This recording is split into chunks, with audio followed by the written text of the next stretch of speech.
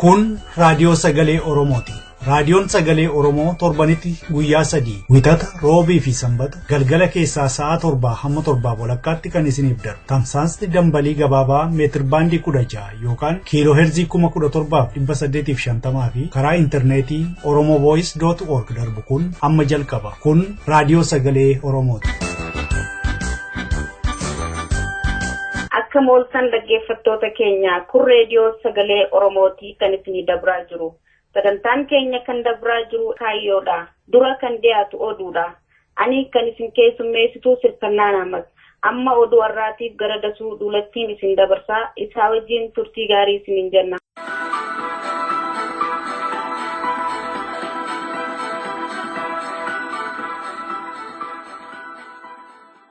Akkam jirtu dhaggeeffattoota keenya amma oduu isinitti hima. Humnoonni tikaa Itoophiyaa Oromoota karaa nagaa hiriira mormii bahan 400 kan caalan ajjeesanii kumoota hedduu immoo madeessanii kuma danuu hidhanii dhibboota baay'ee dhukkaamsaniiru jedhe Human Rights Watch. Jaarmiyaan mirga dhala namaaf baabsu kun ibsa roobii darbe baaseen mormii maaster pilaanii Finfinnee fi godina addaa Oromiyaa naannoo Finfinnee irratti Oromoonni ajjeefaman hedduun isaanii barattoota umurii ganna 18 gadiiti jedhe. Warri tikaa poolisii fi waraanni federaalaa mormii sana keessaa qabdu jechuudhaan barattoota, barsiisota, weellistoota, mormitoota, ogeessota fayyaa fi namoota barattootaaf dahoo ta'an yookaan immoo gargaarsa kennanii fi jumlaadhaan hidhaa turuu beeksise. Gariin hiikamanillee ammallee taanaan lakkoofsa isaanii kan hin beekamne himannaa tokko malee hidhamanii jiru. Maatiinillee isaan argeen beekuu jedhellee. Human Rights Watch gocha gara jabeenyaa mootummaa Itoophiyaa kana hawaasni addunyaa dhaabsisuu qaba jedhe hiriira mormii 500 caalan irratti badii Oromoorraan gahame sana maatii warra madaahan barattootaa fi qondaalota mootummaa dubbise gabaase qorannoo isaa keessatti. Oromiyaa godina hedduu keessatti kaabinoonni ganda keessa deemuuf sodaa akka qaban ibsachaa jiraachuun beekame. Godinoota mormiin bal'aan mootummaa irratti gaggeeffamee ture keessaa hojii siyaasaadhaaf kaabinoonni uummata keessa deemuu sodaatanii bobbaa didaa jiru. Godinoota kan Harargee Bahaa fi Dhiyaa, Arsii Dhiyaa, Shawaa Kibba Dhiyaa, Shawaa Dhiyaa akkasumas Wallagga Dhiyaa fi Qallamitti uummanni nu jibbeeraa ni sodaanna jechuudhaan baadiyyaa keessa deemuu didaa jiru. Addatti immoo kaabinoonni godina Shawaa Kibba Dhiyaatti ammas uummanni nu wajjin hin jiru jechuun hojii dhiisnaa kan jedhu barreeffamaan dhiyeeffachaa jiru jedhe oduun raadiyoo sagalee Oromoo qaqqabe. Oromiyaa keessatti baajanni hojii misoomaatiif qabamee ture waraana sooruudhaaf oolaa jiraachuun dhagahame. Piroojeektoota adda addaaf maallaqni ramadamee ture erga waraanni Itoophiyaa Oromiyaarra qubatee kaasee gara qallaba isaaniitti naanna'eera. Kana cinaattis abbootiin qabeenyaa kan akka hoteelaa fa waraanaa fi poolisii federaalaa naannicha jiru nyaachisuu fi obaasuun irraa eegama. Waraanni Oromiyaa bulchaa jiru nama akka fedhetti reebaa hidhaa halkan manaa bahuu dhorkaa fi haadholii fi shamarran gudeedaa akka jiru oduun nu ga'ee gabaasaa turuun keenya ni yaadatama. Koomishiniin poolisii Oromiyaa fi qondaalonni adda bilisummaa uummata Tigraay obbo Zalaalem Jamaanee hidhaa keessatti akka malee reebaa jiraachuun dhagahame. Itti aanaa pirezidantii fi itti gaafatamaan biiroo qonna Oromiyaa akka turan obbo Zalaalem Jamaanee erga qabamanii yeroo duraa poolisii sabbataatti ture kan hidhaa keessa turan.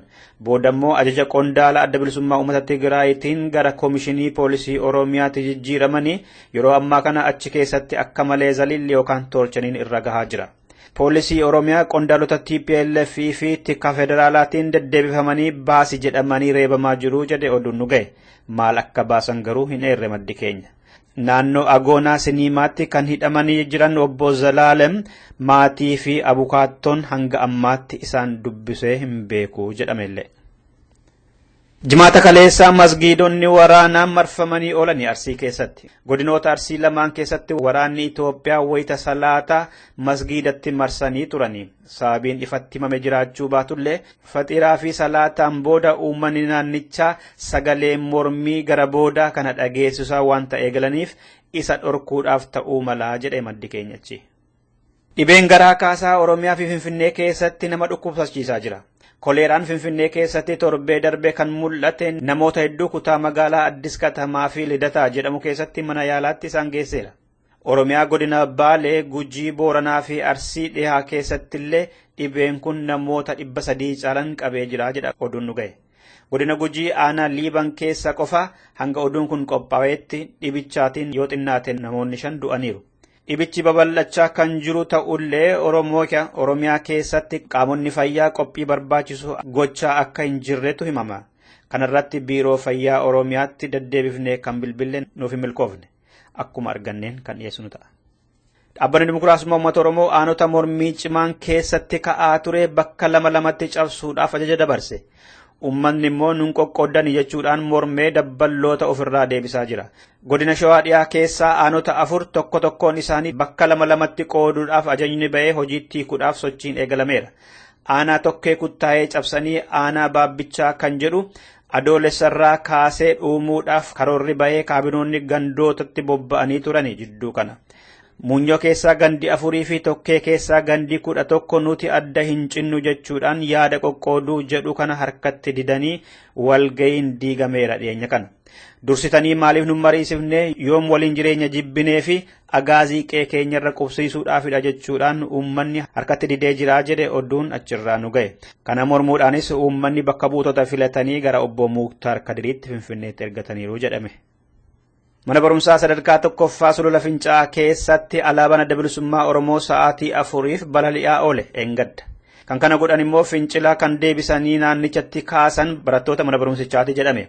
Warshaa shukkaaraa Fincaa'aa keessattis wal dhabdeen guddaan deemaa jira yeroo ammaa kana. Sababiin isaa immoo mootummaan Itoophiyaa namoota 40 kan hin baranne naannoo biraatii basaasaaf warshicha keessatti qacarran jiraattonni naannoo fi hojjettoonni warshichaa ijoolleen Oromoo baratanii hojii dhaban asosoo jiraniiti halagaa maaliif nurratti fiddu jechuudhaan fincila kaasaniitu. Dhumarratti manni murtii olaanaa Ijiptii har'a aangorraa kan fonqolchaman pirezidantii duraanii Mohaammed Mursii waggaa 15 hojii humnaa akka hojjetan jedhee murteesse. Namoonni 6 ammoo haa du'anii jedhe.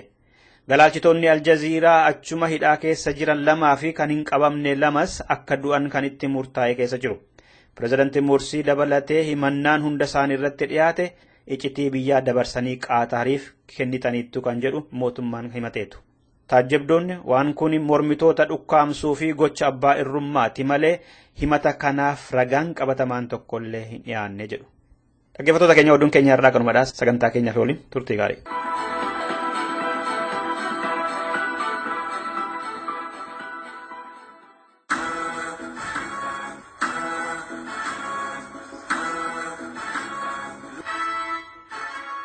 Qophii Kaayyoo.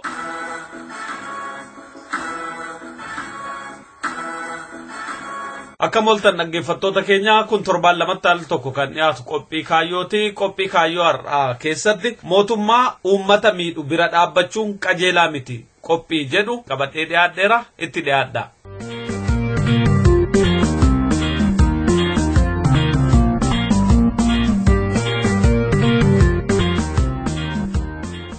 Amajjii 12 bara 2016 ganama. Hiriirri tokko biyya Awustiraaliyaa magaalaa Meelboorn keessatti qophaa'ee ture. Hiriira sana irratti namootan dubbise keessaa namni tokko yaada akkas jedhu naa kennee jira. Akeeka wayyaanee lafa madheeraa kana deemtee dhuftee jalaa balleessine. Akka isheen hin geggeeffanne gooni. Dura dhaabbanne. Akkuma isheen uummata keenya dura dhaabbatu nuti sisee dura dhaabbanne. Injifannoodhaan galle Dhaamsati dabarsitu maal nama waan akkas hojjetamerraa kaase. Lafa wayyaaneen gad dhaabbatteetti lubbuu du'aan sodaatinaatti dhaqaa fashalsaa cabsaa ajjeesaan jedhan. Mootummaa nama ajjeesu ajjeesuun cubbuu miti. Mootummaa nama miidhu, mootummaa nama ajjeesu, mootummaa nama balleessu gargaaruu fi bira dhaabbachuun qajeelaa akka hin taane ibsa yaadi namni kun naa kenne. Hiriirri guyyaa kana gaggeeffame kaayyoonsaa inni jabaan kaayyoo jila mootummaa Itoophiyaa dura dhaabbachuu fi fashalsuudha. Hiriira kana kanneen qopheessan keessaa waldaan hawaasa Oromoo Awustiraaliyaa, waldaan hawaasa Ugaadenii fi waldaan hawaasa Itoophiyaa keessatti argamu. Hiriirtonni kunneen immoo jaarsa, dubartii, dargaggoota akkasumas haadholii ilmaan of jalaa qaban hiriira kanarratti hirmaatanii turan. Kanneen achirratti argaman gariin alaabaa Oromoo qabatanii yoo alaabaa ol mirmirsanii aariidhaan dhaadannoo dhageessisan, kaan immoo alaabaa saba Ogaaden qabatanii diddaa fi mormii isaanii dhageessisu. Akkasumas dhaadannooleen garaa garaa kan ijjannoo isaanii ibsu ijjannoo mootummaa Itoophiyaa balaaleffatu qabataniiru. Dhaadannoon guyyaa kana ture keessaa gariin mootummaan Itoophiyaa mootummaa faashistiidha, mootummaa diktaatara, ummata Oromoo hidhuunaa dhaabbatu, Baqqalaa Garbaa hidhaadhaa baasaa, Ugaadeniyaa hidhuunaa dhaabbatu, Oromiyaanaa bilisoomtu kan jedhu bal'inaan mul'ata. Kana biraan dhaadannoon miira guddaadhaan dhageeffimamu hedduu ture.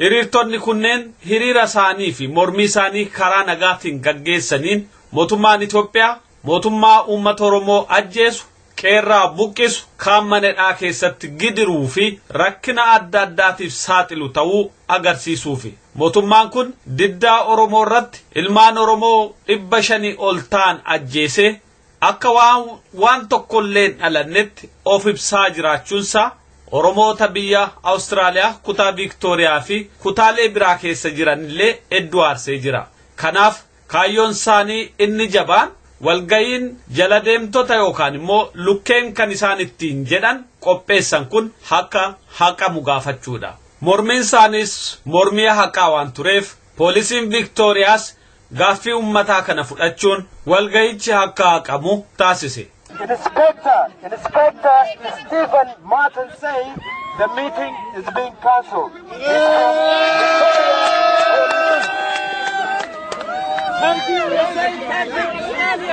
Poolisiin akka ibsetti walga'iin humni wayyaanee qopheeffatee jiru jala haqamee jira. Ilmaan Oromoo akkasumas Ogaadenii fi warri Itoophiyaa jabina qaban kunneen gocha mootummaa kana balaaleffachuudhaan dura dhaabbatanii akka hiriirri kun walga'ii kun haqamu taasisaniiru. Amma maal ta'e gaa? Duraalaan sloogaana kanaa qabadhee deema. Maal ta'e amma maal ta'e? Amma kaansil ta'ee miitingii jarri teessoo isaan dhufaniif poolisoonniinis didan haqame kaansil ta'ee gammade duraan sloogaana kanaa qabadhee amma akkanattiin garagaara. Maal jetta amma uummata addunyaa? Awustiraaliyaa hedduu mootummaan Awustiraaliyaa hedduu haa galatoomtu. Nuti wajjin dhaabbatanii hedduu galatoomaan jaan ummata addunyaatiinis ummata Oromoo bikkaa jirtanitti hin rafinaa haa ummata keessaniif warra sagalee qabneef sagalee tahaa galatoomaa. Fayyaa ta'e. Hayyee. Tajaajiluu akkam jettu? Nagaa qabna nageenyi badhaadhaan wal harmatti hiriiri dhufne. Hiriiri kun wayyaanetti dhufe harmatti miitingii godhatee guyya kaleellee isiin godhattee warri Sidnii kameeratti kaansal godaarrallee asii godhatti dhufte eegi ganamaa dhufne asuma jirra hiriir kan dur dhaabanne ammaan tan kaansal godhanii jedhanii ummati Oromoo Tigireen harmattu nu dhufuu jirti warri ammaan tan akkanum callifneen teennu fulaa jirrutti iyyuu Oromoon tokko taane waan kan ofirra buqqisuu qabnaa dhibi kun dhibi nurra cituuniti yaa Oromoo waan kan itti yaada sadin jedha. Kanaafuu mootummaan Awustiraaliyaallee nagalatoomu har'aaf ammoo injifannoo kan uummata Oromooti yoomummaa Oromoo wayyaana dhiise abbaa biraatiif hin jilbiiffannu akka mirgi keenfalmannee lafteen argannutti nuti deebinee hin jilbiiffannu hin falmannaa bilisummaa rabbiin nuun ga'a injifannoo kan uummata Oromooti galatoomis. Maaltu sitti dhaga'ame amma? Maaltu sitti dhaga'ame jetta gammachuu fi wal keessa gadda. Maaliif gammadda maaliif gaddita? Wanni an gammaduuf tokkini warra diina kan dhufe kana moona irratti qabneettiin seenuu dhowwuun kennini gammachuu guddaadha. Kana gaddisiisu ammoo jara kana ammoo itti seennettiin walgahii warraa fashaleessuu dhabuu yookiin poolisiin nu dhorkuun isaanii kun nama gaddisiisa. Poolisiin wajjin dhaabbattee rakkoo uummata keenya beekuu qabdi. Ummata kana ummata dhugaatii fi ummati dhugan ta'in addaan baruu qabdi. Ummata dhugan ta'in diina dhufa kana dhaabbatanii dhowwuun isaanii hubannoo dhabuu isaaniitti na gaddisiisa. Amma jabina har'a ummata agarsiise wayyaanee asii ari'achuu irratti maal jetta asirratti? Kan irratti akkanuma jabaadhaa itti fufaa dudduubatti hin deebinaa kun injifannoo guddaadha. Maa inni uffata keerra waan diddiimaan argaa jira? Kunini gaazii barbaree wayii nun naqanii. Poolisiin barbaree wayii nun naqa yeroo lukkeewwan seenuuf deemtu nun naqanii kun ammoo duuba nun deebisu obboleeyyan keenya nu gubus yeroo bishaan nu irra dhinnaa garuu obboleeyyan keenya kaffaltii kan caalaa lubbuu qaalii isaanii waan kaffalaniif kun nutti hin dhagahamu. Ulfaatu fayyaa ta'e. Fayyaa ta'e. Abboo wanta sitti dhagahame har'a. Abboon wayyaaneen akkuma burqaana'uuf jirtu ammas biyya Austraaliyaa keessatti qaanoftee deebite kanaan duras qaanofteetti lammata miilli ishee bakka kanaa hin ga'u. Dachee Oromoon ijoolleen Oromoo sochootutti yeroo hundumaa qaaniidha ishee dhiigaan dibatamanii jiru. Ijoollee keenya fixaa jiru, uummata keenya fixaa jiru. Forever we fight for this. Thank you. Aboo akkamii har'a maal sitti dhagahamte? Wallahi asiin sossoonu kana hanga waan kana fidhuu bika isaan deemanillee jala deemna. Jalaanaaf nuti. Harkan kanninu. Amma jabina namni kun bakka dheeraa deemee dhufee waan kana fashalse irratti maal jedhu? Hedduu Oromummaa fi nama keessa dhaabbachuudhaaf namni gisee hundaa qophoonee eeguu qabna waa hundaafu wal quba qabaachuu asirraayis biyyarraayis akkasumatti illee wal bira jiraachuudhaaf hedduu gammachuun dhaggeeffame immoo asitti hin dhaabbattu inshaallah itti fufna. Fayyaa ta'e ulfaatu fayyaa ta'e. Aboo akkam maal sitti dhagahama? Wallahi waan dhagahamu amma somanaan qabaan beene. Warra kana asii walga'ii isaanii jala haqsiiftanii akkam jettanii? Duruu kaansil goonani? Ana faata akka tumtee kaansil gootan. Jabina kana akkamitti ibsita? Boodaan si garsiisa sana. Akkami haa ta'u gammaduu keessa jira? Maal argatte? Gammachuu guddaa natti dhagahame har'a because waan har'a baane kana murtoofne mootummaa wayyaanee laas dhufanii qaabbatanii meetii jaraalee kaasif jalaa qoramee akkasitti yeellaanii itti jaraa isa guddaa dhiqatanii deebi'anii gammachuu natti dhagahame alaabaa kiyya akkasitti qabadhee deemuun jira laa. Fayyaa ta'e ulfaadha. Ayyee. Mirga qabu walgahii godhachuu hin jedhu maaliif akkasuma hin jedhu nuti siitisinii Awustiraaliyaati mirga qabna. Ayyee maaltu maal ta'e? Poolisii Awustiraaliyaa irra baay'ee nu miidha. Maal si godhan? Uummata keenya gaadiitti naqanii ija isaanii guggubanii baay'ee miidhaman. Dhumarratti milkooftanii maaltu sitti dhagahama? Gammachuu guddaa alaabaa koo agartee. Akkami isinoo maaltu sitti dhagahame guyyaan?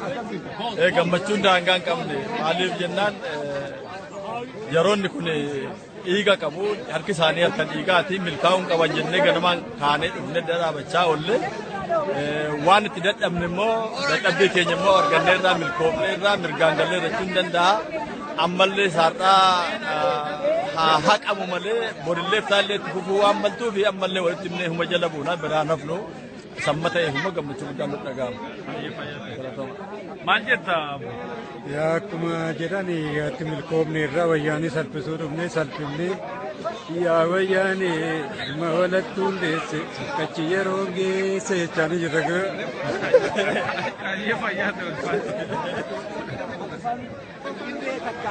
Akka ija tokkotti gama tokko dhaabbannee asitti gartee dura dhaabbannee jirraa jechuudha.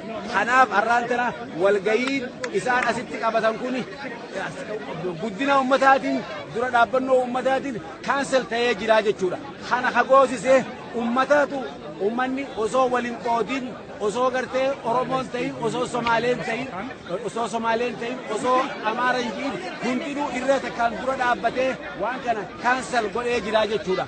Kanaaf injifannoon keenya jennaa ammas fuula duraafis bakka isaan itti godhan hordofnee bakka takkatti waan isaan godhuu barbaadan duukaa dhaabbatuudha. Sababa namni keenya biyyaa dhumaa jiru, saamamaa jiru, ajjeefamaa jiru, hidhamaa jiru, kanneen akka huloo Baqqalaa Garbaa kana fa'aa osoo waan tokkoon dhaba osoo inni gartee karaa nagahaatiin qabsoofna Itoophiyaa keessa dimokiraasii jira. Itoophiyaan biyya dimokiraasii jedhanii osoo isaan dubbatanuu namticha kana fayyaa nagaa qabanii hidhanii jechuudha. Dimokiraasii maaltu biyya jiraa ummata Itoophiyaadhaa sobaa jiranii jechuudha. Kanaaf ummanni kun harka wal qabatee dura dhaabbatuudhaaf qophii ta'ee akka isin gartan kanatti ummanni dura dhaabbataa jira jechuudha. Kanaaf nuti ammas gartee ummanni kun hanga mootummaa tana ofirraa darbinutti tokkummaadhaan waan silaa gartee Itoophiyaa jissuudhaaf godhuun barbaachisu hunda godhuudhaaf qophiidha jechuudha. Kanaaf nuti gartee haala barbaadna jechuudha. We know the Oromo region, Ogaden region, still continue the massacre for killing and everything. So, what are you gonna say to give him message for those people? Abo, kami gar. Nagaabo. Maaltu ta'e guyyaa irraa? Fashalsiisne wayyaanee jalaa waan isheen dhufte asitti mari'anneettee jala deemtuu ishee hunduma walii qabuuf jette sana jalaa fashalsiisne har'a. Maaliif fashalsiiftu garuu? As dhuftee biyyaatiin saba keenya fixaa jirti ijoollee keenya daa'imman ilmaan xixiqqoo ajjeesaa ficcisiisaa too jirtu as dhuftee immoo nurratti walgahii godhattee miseensa horachuutii fi sossobachuutiif dhufteeni. Kanaatiif akka walgahiin ishee hin taaneetii fi itti hidhannee kaanerraa fashalsiisu. Wanta addaa amma har'a gootanii akkan arguttan barru gaadeen jiru warri Itoophiyaa jiru Oromoon jira namni illee hedduudha dargaggoo nama gurguddaa dubartoota daa'ima tokko qabatanii dhufanii kun maalirraa kan madde akkatti namni tokko kan ta'e. Maaliif yoo jettee kuni waan biyya keessatti ta'aa jiru waan gaddisiisa waan isaan raawwachaa jiran shanyii duguuggaa isaan raawwachiisantu hundumayyuu gubeetii manaatii baaseen kanatu as isaan fideeni. Hedduu fayyanaa ta'e. Galatoomeetis. Abboo maal hojjettu guyyaa irraasi? Guyyaa irra hiriira dhufne qaba. Maalitti hiriirtu? Wayyaanitti hiriira qaba. Maaliif? Balleessuuf wayyaanii akkasiin nu balleessite balleessuudhaaf. Maal gootan ammaarra? Maal gootan? Wayyaanii hiriira nagaatti baane kan walgahii dhufte. Dhumarratti maaltu ta'e? Hundi hin hafe ka. Maaltu hafe? Walgahicha tafe. Walgahicha hambisne. Maaltu sitti dhaga'ama reemu? Gammachuu walgahiinsi hafuudhaaf gammachuu guddaa natti dhaga'ama. Baay'ee duulfaadha. Maal guyyaa irraa maal gochaa turtan asitti? Guyyaa irraa wayyaanee warra ijoollee keenya kan barattoota keenya maatii keenya fixaa jiranii isaaniin balaaleffachuu dhufne kanaaf har'a kanaaf as jirraa jechuudha. Dhumarratti maaltu ta'e? Walgahiin isaanii gaafa fashalee jechuudha. Kanaaf fashaleedhaniiru xinnoo ishee dhaabannee madeemne jechuudha. Kaayyoon har'aa kan dhuftanii walgahicha fashalsuuf ture? Fashalsuuf utuu hin ta'in sagalee uummata keenyaa dhageessisuudhaaf asitti kan asitti argamne kanaaf as jirra jechuudha. Fashaleera. Hedduu galatooma.